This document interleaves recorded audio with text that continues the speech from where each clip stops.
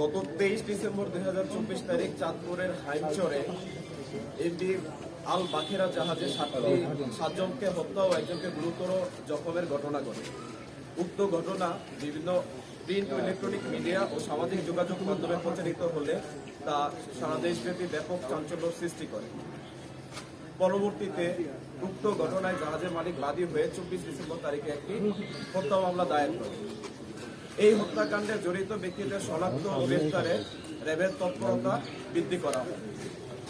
এরই ধারাবাহিকতায় গত 24 ডিসেম্বর তারিখে বাগেরহাট জেলায় রাতে অভিযান পরিচালনা করে এই নৃশংস হত্যাকাণ্ডে সম্পৃক্ত আকাশ মণ্ডল ওরফে ইরফান নামক একজন ব্যক্তিকে গ্রেফতার করা হয়। গ্রেফতারের সময় গ্রেফতারকৃত আসামির নিকট হতে একটি ব্যাগ, একটি হ্যান্ডগ্লাভ, আসামির 2টি মোবাইল ফোন, ভিকটিমদের 5টি মোবাইল ফোন সহ সর্বমোট 7টি মোবাইল ফোন, চেতনানাশক ওষুধের পাতা এবং নীল রঙের একটি জিন্স প্যান্ট যেখানে বিভিন্ন জায়গায় রক্ত মাখানো ছিল তা উদ্ধার করা হয়। প্রাথমিক জিজ্ঞাসাবাদে গ্রেফতারকৃত আসামি জানায় সে গত 8 মাস যাবৎ এই জাহাজে কর্মরত রয়েছে। জাহাজের মাস্টার কর্মচারীদেরকে বেতন ভাতা ও বিভিন্ন সুযোগ সুবিধা প্রদান থেকে বিভিন্ন সময়ে বিরত থাকে এবং সুযোগ সুবিধা প্রদান না করে বিভিন্ন সময়ে নর্মাল বিষয়ে তাদেরকে অতিরিক্ত রাগারাগি করে। এই ঘটনায় সম্পৃক্ত আকাশ মণ্ডল ক্ষুব্ধ হয় এবং এই জাহাজে কর্মরত অন্যান্য সদস্যদের সাথে বিষয়টি আলোচনা করে। তবে আসামি দেয়া তথ্য মতে এই জাহাজে কর্মরত অন্যান্য যে কোনো সদস্য যখন কোনো রকম তাদের অধিকার নিয়ে কথা বলতে চায় তাদেরকে কোনো ধরনের বিচার বিবেচনা না করেই জাহাজ থেকে বিতাড়িত করা হয়, এমনকি তাদের বেতন ভাতাও প্রদান করা হয় না।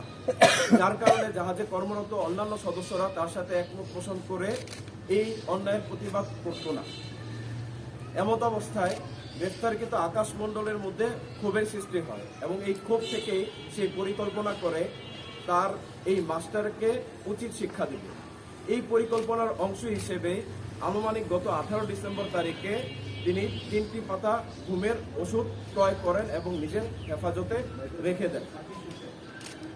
পরবর্তীতে 22 ডিসেম্বর তারিখে যখন এই জাহাজটি চট্টগ্রাম থেকে সিরাজগঞ্জের পথে রওনা হয় এবং চাঁদপুরের হাইমচর এলাকায় পৌঁছানোর পর জাহাজটি হাইমচরে নোঙর করা হয়। নোঙরকালীন সময়ে জাহাজে ভিকটিম যিনি বর্তমানে বেঁচে আছেন জুয়েল এবং এই আসামি আকাশ মণ্ডল ওরফে ইরফান, তারা দুইজন জাগ্রত অবস্থায় ছিল। দুপুরে খাবার খাওয়া শেষ করে যখন এই জাহাজের বাবুর্চি রানা রাতের খাবার রান্না করে তখন রাতের খাবারের তরকারিতে এই গ্রেফতারকৃত আসামি সে আমাদেরকে জানায় সে নিজে রান্নাঘরে প্রবেশ করে এবং 3 পাতা ঘুমের ওষুধ ওই তরকারির সাথে মিশ্রিত করে। ঘুমের ওষুধ সেবনের ফলে ঘুমের ওষুধের সাথে এই খাবার সেবনের ফলে জাহাজের বাকি যে সদস্যরা ছিল তারা খাবার গ্রহণ করে এবং পরবর্তীতে নিজ কেবিনে শুয়ে পড়ে। আমাদের গ্রেফতারকৃত আসামি তিনি আমাদেরকে তার স্বীকারোক্তিতে বলেছেন এই সময়ে যখন কেবিনে সবাই শুয়ে পড়ে নোঙর করার পর সর্বশেষ যিনি বেঁচে আছেন ভিকটিম জুয়েল, সে রাত 2টার সময় খাবার গ্রহণ করেন এবং খাবার গ্রহণ শেষে সে তার কক্ষে ঘুমাতে যায়। এর পরবর্তীতে গ্রেফতারকৃত আকাশ ওরফে ইরফান এই তার পরিকল্পনা বাস্তবায়নের জন্য পায়চারি করতে থাকে এবং এক পর্যায়ে রাত আনুমানিক 3:30টার দিকে সে প্রথমে জাহাজের মাস্টারকে তার কেবিনের ভিতরে গিয়ে একটি চাইনিজ কুড়াল দিয়ে কুপিয়ে হত্যা করে। তার মূলত ক্ষোভ ছিল জাহাজের মাস্টারের ওপর, বা জাহাজের মাস্টারকে ডেট করার পর তার কাছে মনে হয় যে এই জাহাজের বাকি যে সদস্যরা আছে সে যদি এখন এখান থেকে পলায়ন করে তাহলে বাকি সদস্যদের দেওয়া তথ্য অনুযায়ী ইরফান বাকি সদস্যদের ক্রমান্বয়ে কুপিয়ে হত্যা করে।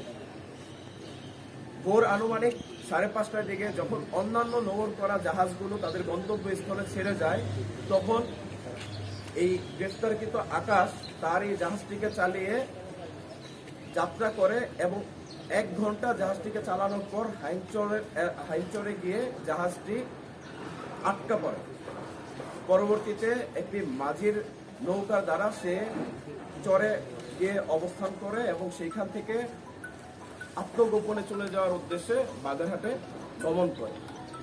গ্রেফতারকৃত আসামির বিরুদ্ধে পরবর্তী আইনানুগ ব্যবস্থা গ্রহণ প্রক্রিয়াধীন রয়েছে।